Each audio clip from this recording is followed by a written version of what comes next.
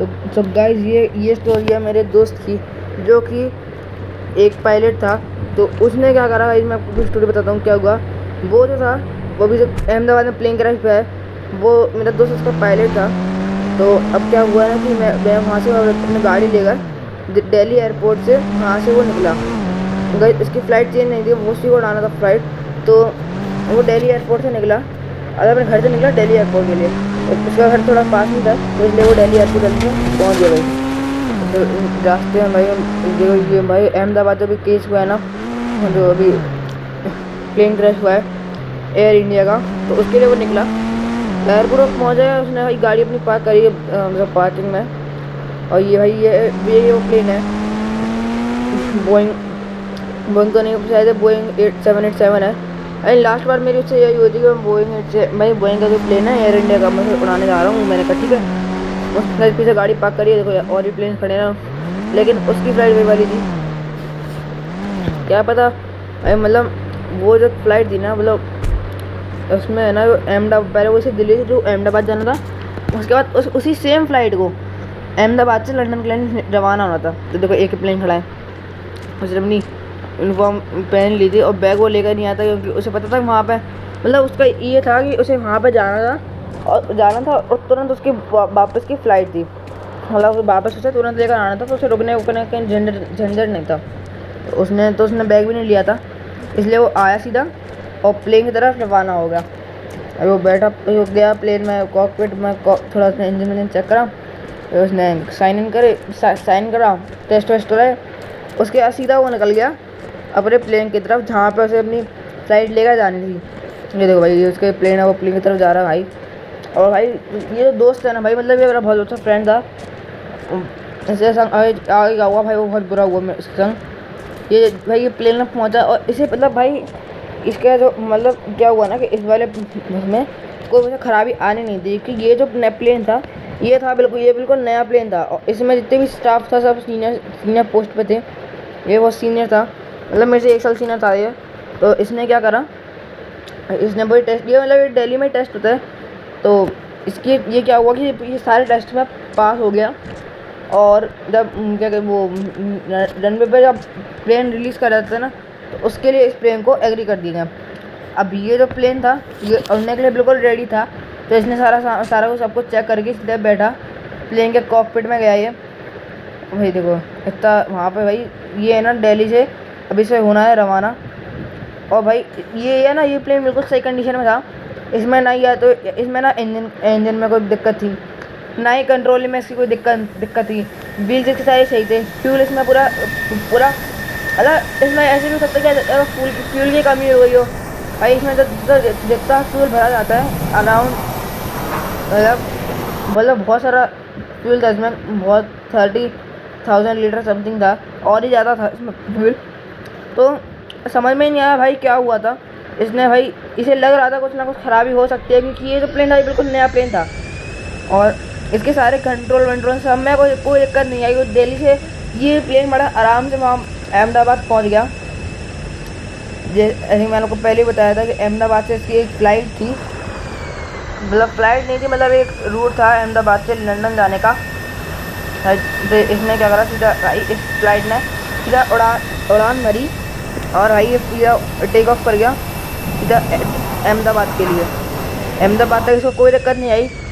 वो सीधा यहाँ से थोड़ा ऐसा टेढ़ा मेढ़ा हुआ था सारी जगह से। भाई ये जो एयर इंडिया का प्लेन था, एयर इंडिया का शायद प्लेन नंबर 17 था, ये आराम से पहुंच गया। बाद में भोपाल में भी, भोपाल एयरपोर्ट से थोड़ा सा ऊपर हुआ, वहाँ से भी निकल गया था। ये थोड़ा इसने लो करा था, उसके बाद से फिर निकल गया।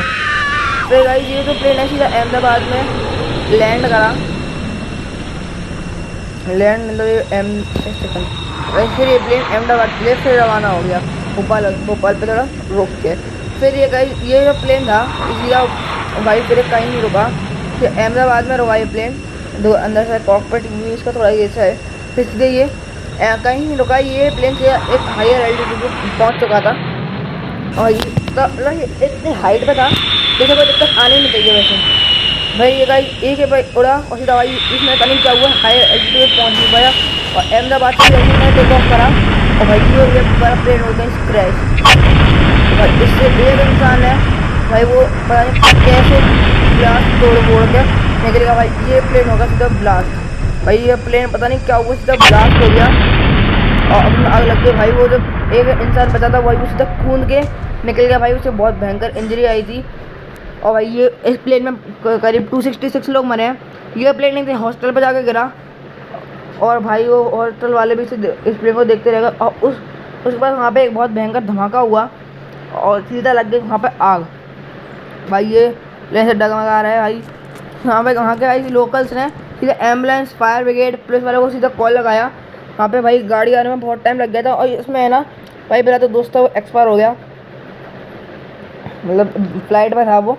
और भाई इस एक इंसान बच के वो निकल गया हॉस्पिटल के लिए। और भाई इतने सारे लोग हमें मर चुके हैं भाई, पुलिस की गाड़ी भी नहीं आई थी भाई, यहाँ पे लोगों के कितने सारे लोग यहाँ पे भीड़ इकट्ठा हो गया। कुछ लोग तो भाई एम्बुलेंस के लिए कॉल कर रहे हैं भाई साहब, एम्बुलेंस बुलाई जा रही है भाई। और भाई एम्बुलेंस आने में बहुत टाइम लगा था जब तक भाई। और इसका इतना हाई टेम्परेचर था कि भाई इतने सारे लोग तो भाई इसमें बहुत सारे फॉरेनर्स थे, बहुत मतलब कुछ फॉरेनर्स थे और बहुत सारे इंडियंस भी थे। और ये फ़्लाइट इतनी बढ़िया फ़्लाइट थी, मतलब भाई ये सारे टेस्ट में पास फ़्लाइट थी, तो इसे वैसे कुछ दिक्कत तो आनी नहीं थी। ये पता नहीं कैसे क्रैश कर गया और भाई आग लग गई इसमें और इतना बड़ा धमाका हुआ भाई। पूरा हॉस्टल तो चल भाई, प्लेन तो चलाई, साथ ही साथ जो हॉस्टल था उसके भी बहुत सारे लोग गाइस मर गए। और भाई टोटल डेथ्स की जो खबर आई है अभी तक वो है 266 लोग, 265 लोग ही हैं। अगर राउंड फिगर में देखें तो 270 लोग मरे हैं। भाई ये भी जो ये आंकड़ा बहुत ऊपर तक जाएगा क्योंकि भाई कुछ डेड बॉडीज़ तो मिल ही नहीं रही है भाई। डेड बॉडी समझ में ही नहीं आ रहा कौन कौन एक्सपायर हुआ है।